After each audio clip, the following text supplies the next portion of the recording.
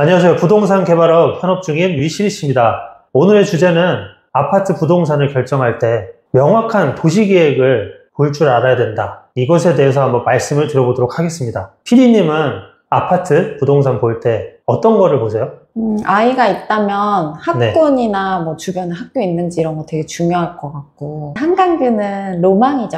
아, 그렇죠. 로망이죠. 그런데 이런 로망이나 한강뷰, 학군지만 바라보고 가기에는 가성비 있는 투자를 하는 것과는 또 다른 문제잖아요. 그래서 오늘 가성비 있는 투자 어떻게 하면 할 수 있는지 이 도시계획을 통해서 한번 말씀을 드려볼게요. 먼저 우리가 한강뷰, 학군지 이런 거를 봤을 때 가장 먼저 떠오르는 데가 어디세요? 반포 원베일리? 그렇죠. 반포 쪽하고 또 압구정도 좋다고 인식이 돼 있잖아요. 그쪽 시세를 보면 레미안 원베일리가 최근에 34평이 8월 거래가 71억 5천, 평당 2억 1천만 원 시세를 찍고 있어요. 그리고 바로 옆에 재건축 신반포 2차, 이곳은 35평이 59억 7천만 원, 평당 1억 5,600 이렇게 시세가 형성돼 있고요.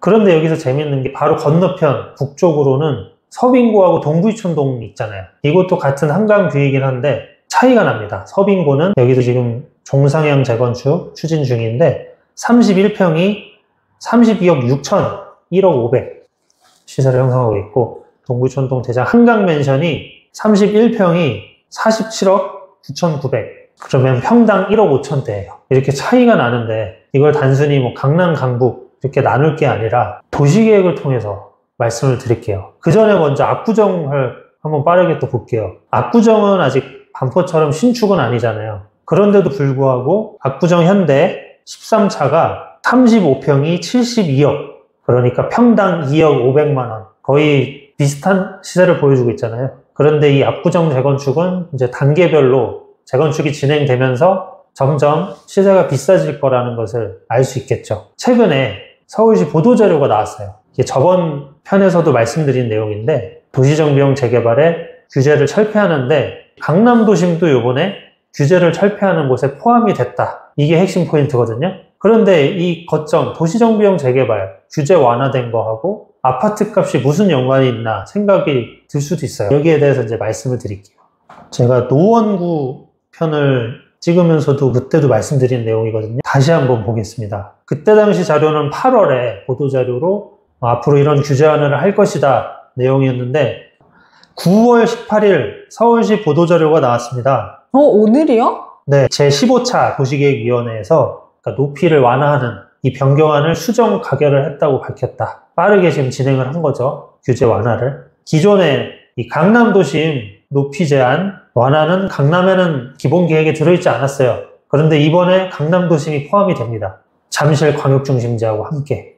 이 자료를 보면 이 영등포 높이 제한이 없어졌거든요. 근데 강남도심 똑같이 높이 제한이 이제 없게끔 하겠다. 이 뜻은 뭐냐면 높이 제한이 없어지니까 디벨로퍼나 대기업들이 부지를 매입해서 아니면 노후된 건물, 용적률이 작은 건물 매입을 해서 높게 지으면 분양을 많이 할 수 있잖아요. 그렇기 때문에 개발을 활성화시켜주는 용도도 있고요. 그럼 개발이 활성화되면서 건물을 높게 짓고 분양을 해서 팔아서 수익을 가져가는 거잖아요. 이런 사업을 하면서 이 강남 도심에 있는 뭐 상업지역 아니면 준주거지역 규제 완화된 땅을 더 주목하겠죠. 그래서 너도 나도 달려들면서 땅값이 어떻게 되겠어요? 수요가 많아지니까. 모르겠죠? 그렇죠. 그럼 땅값이 올라가잖아요. 땅값이 올라가면 분양을 할 때 감정평가를 하잖아요. 그럼 분양가가 올라갈까요? 그대로일까요? 올라가겠죠? 그렇죠. 분양가를 높여서 할 수 있는 기반을 마련할 수가 있다. 그럼 결국 규제 완화는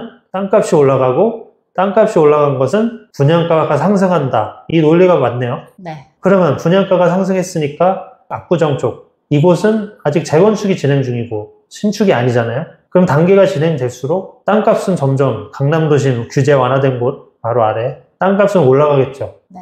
그럼 분양가는 올라갈까요? 안 올라갈까요? 올라가겠죠? 그렇죠. 그런데 한 단지가 먼저 분양을 했어요. 그런데 그 옆에 단지들 저기서 평당 1억에 넘게 지금 분양을 했대. 그럼 우리는 평당 뭐 1억 5천 분양을 하자. 그런데 이미 지금 평당 2억이잖아요. 그럼 앞으로 진행이 되면서 광활한 재건축 단지들이 있죠. 그럼 이 단지들이 계속 진행이 되면서 옆에 단지보다는 우리가 더 높게 잡자. 이런 식으로 분양가가 계속 올라가겠죠. 그렇기 때문에 앞으로 재건축 단지가 더 많은 압구정이 시세가 더 올라갈 수밖에 없다. 물론 반포도 신반포 2차, 4차 이런 식으로 아직 남아있는 곳들이 있는데 압구정 재건축보다는 아무래도 단지가 이렇게 크진 않죠. 그리고 더 중요한 건 이제 압구정 강남도심 근처로는 직주락, 일자리, 주거, 문화 다 들어가는 이런 곳들이 형성이 된다. 이게 중요한 겁니다. 그러면 기왕 돈 있어서 강남 살고 싶은 분들은 반포보다는 압구정 들어가는 게 더 낫겠네요?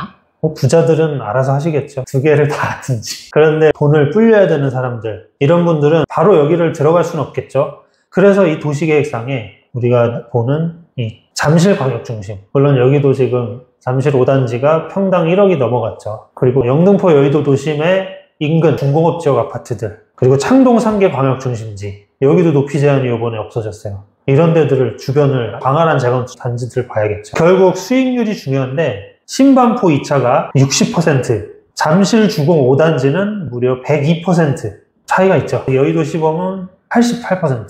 이런 식으로 수익률을 봤을 때는 무조건 우리가 생각하는 그냥 입지 좋은 곳, 이런 곳보다는 가성비 있는 곳을 따져야 된다. 단 이렇게 도시계획이 확실히 있는 곳, 이런 곳들을 근거로 해서. 왜냐면 잠실주공 5단지가 잠실광역중심지 요번에 규제 완화가 됐다고 뜬 곳이거든요. 그리고 직주락이 모두 되는 주거지. 이게 위시리즈 요번 영상 주제 결론입니다. 이런 것들을 보고 가성비 있는 투자를 하자. 이제 집 살 땐 도시계획 보고 사야겠어요. 네. 제가 부동산 커뮤니티에 매주 칼럼을 올리잖아요. 댓글 반응을 보면 대치가 반포에 비해 뒤처진 것은 토호재 지정과 재건축 규제로 신축이 전혀 없기 때문이다. 무슨 헛소리냐 이러는데, 제가 여기서 그래서 말한 내용이 대치도 물론 강남 도심 인근이잖아요. 바로 아래쪽. 그런데 대치동은 도곡지구 중심이 더 가까이 있고 압구정은 아예 강남 도심에, 하지만 대치는 음마가 최근에야 비로소 정책 결정권자들과 협의를 했다. 이렇게 재건축에 있어서 좀 정책적으로 찍혀 있으면 속도가 나질 않잖아요.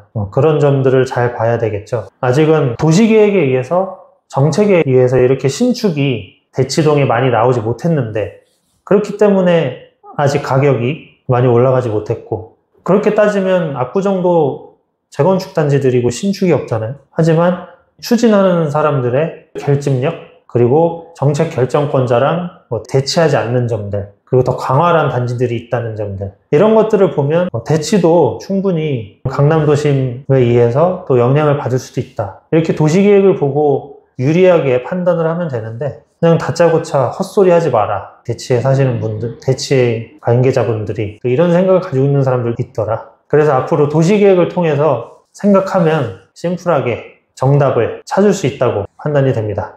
이런 것들을 앞으로 계속 위시리즈 채널에서 알려드리도록 하겠습니다. 다음 영상에서는 또 이런 명확한 도시계획에 의해서 기회를 받을 곳 알려드리도록 하겠습니다. 감사합니다. 감사합니다.